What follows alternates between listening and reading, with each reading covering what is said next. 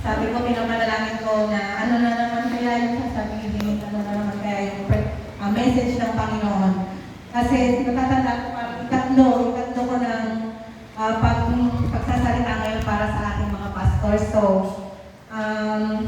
we call them preachers of God's heart. Bakit?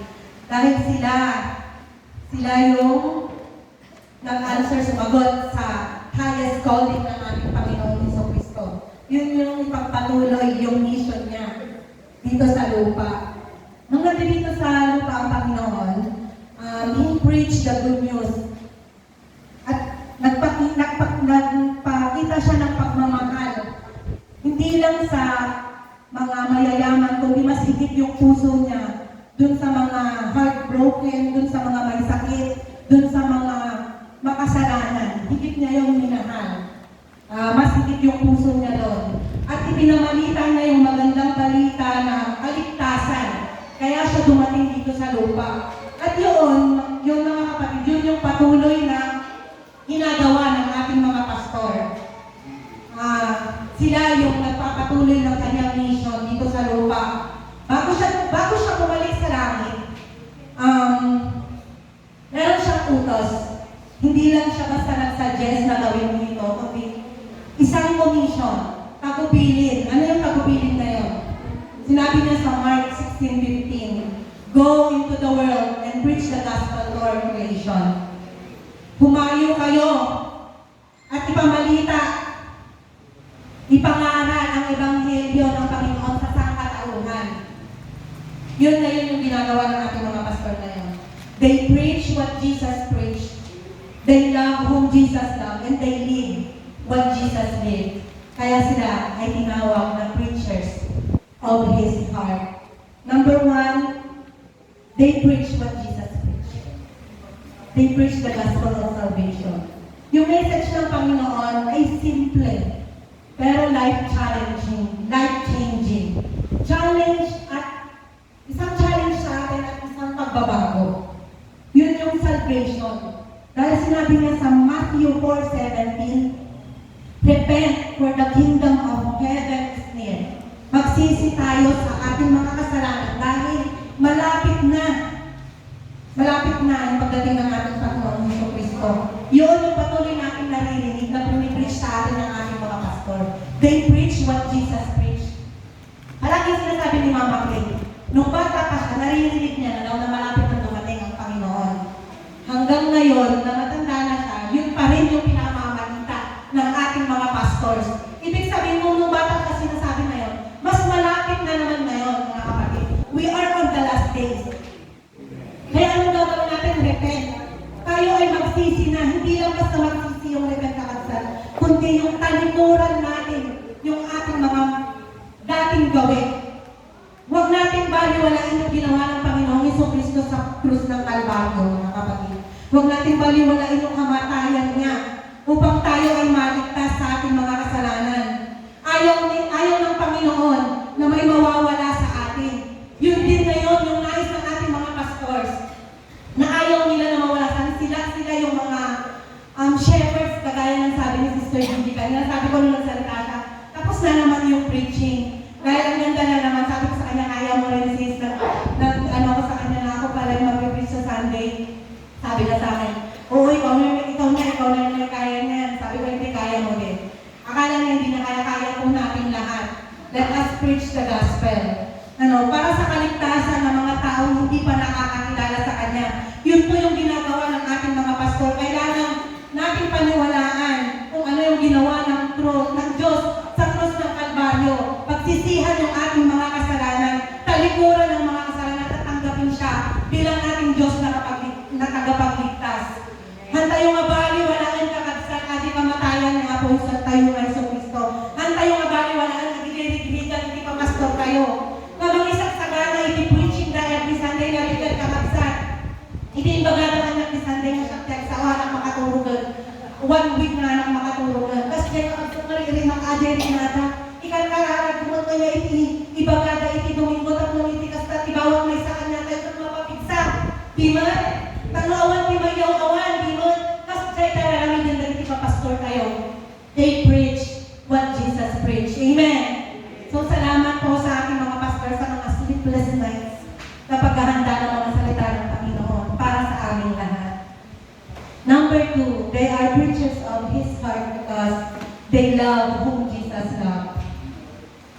Yes, yung Panginoon natin, mahal naman niya ang lahat ng taong ginawa niya. Siyempre, ginawa niya. Sino ba yung rebel? Baka gaya ng sabi na naman ni Sister kanina, na yun nga daw pastol na yung mga tupa na ay mawala, hindi ba?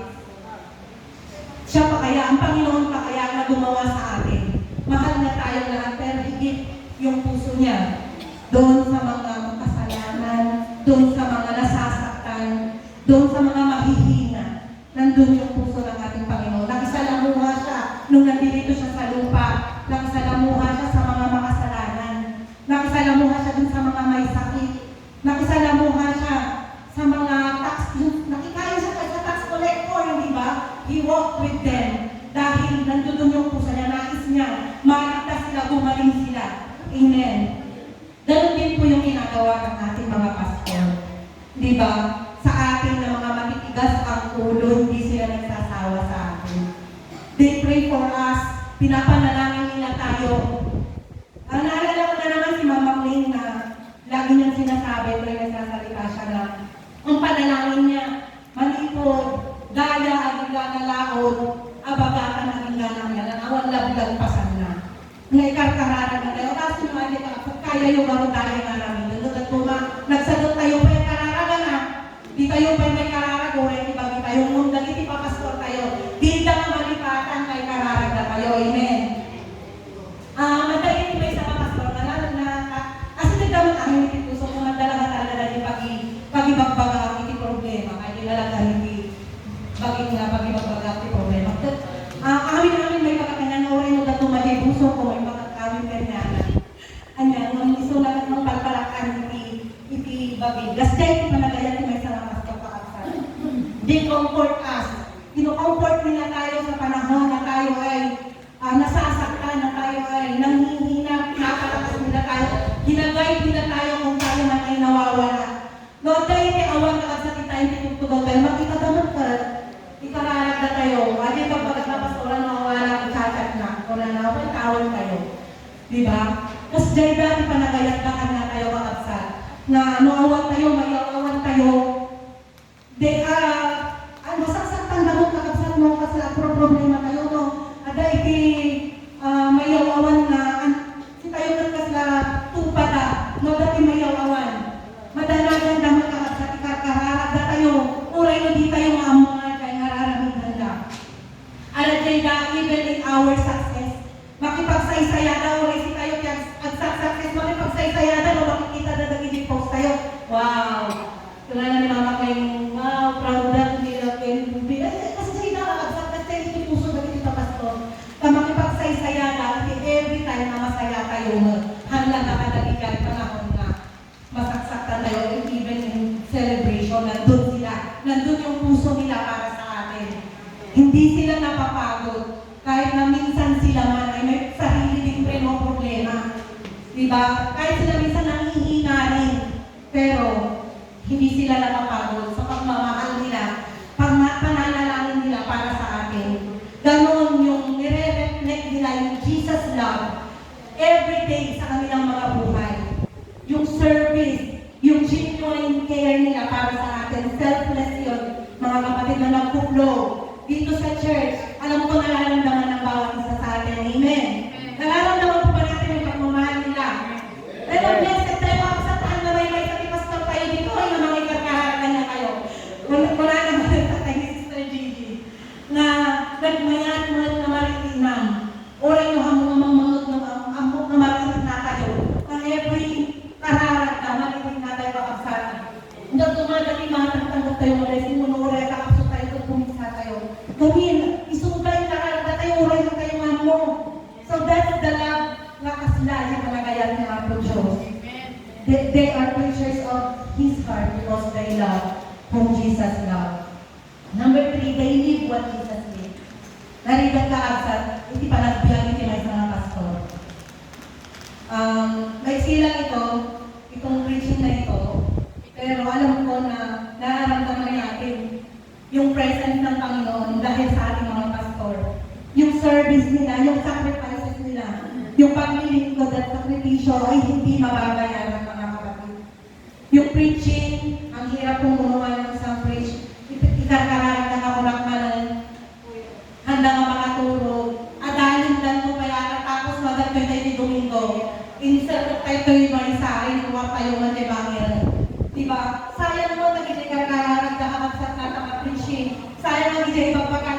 katotohanan. Nung di tayo nga itanimik tayo, di puso tayo. Di ba? Agayayat ka, hanganala ka. Adi panagayat ka kanya tayo, ipagbagita, inyalay ka para kanya tayo. Oray no damot sakit ka, at nagtagalat ka. Amen. They live what Jesus lived. Yung calling nila sa araw-araw, yung pagsuserve nila faithfully, kahit hindi minsan nare-recognize. Diba? Minsan na malipatan tayo, mukhang tayo nakakanahin na may baga, na thank you pastors, diba? At tayo di pagkakataon tayo, Pastor's Appreciation Day. At may pakita tayo, itiayat tayo, magkadakwala. Sabi ng Panginoong Jesus, John 15:13, greater love has no one than this, to lay down one's life for one's friend. Greater love has no one than this. Hihigit pa sa pagmamahal ng isang tao sa isang kaibigan. Nung nagiti pa pastor tayo, handa nga may isa ka sa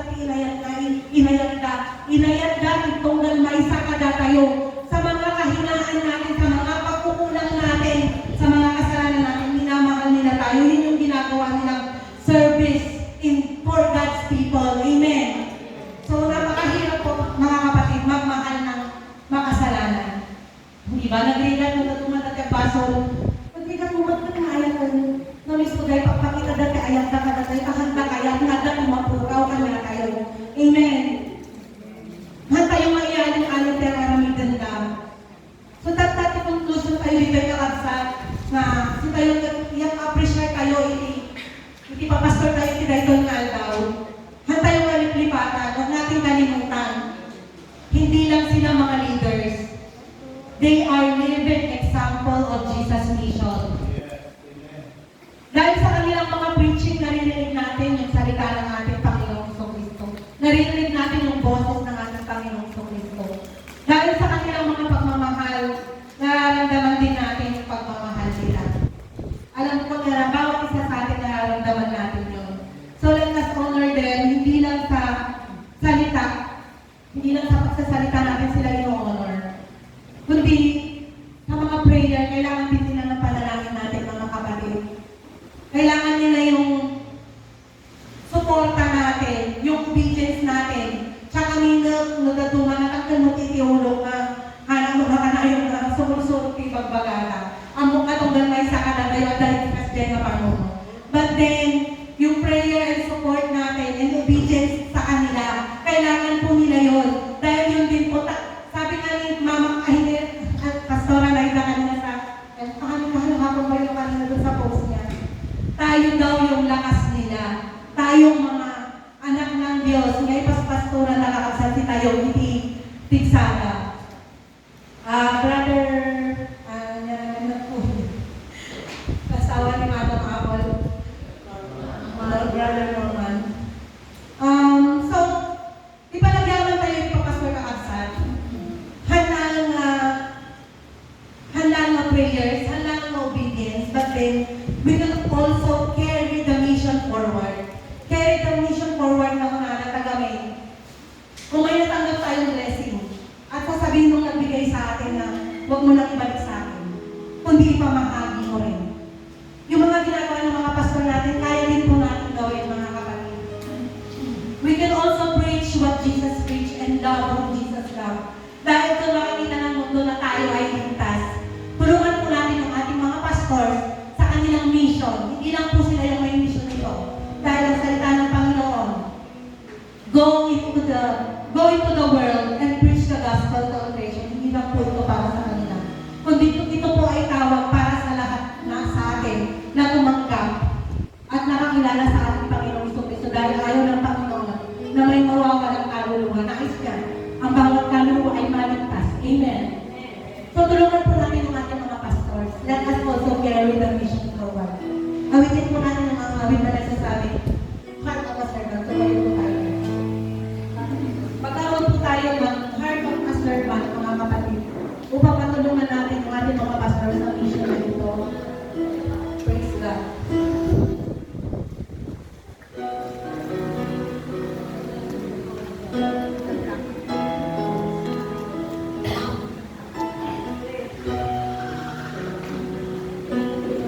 My Jesus.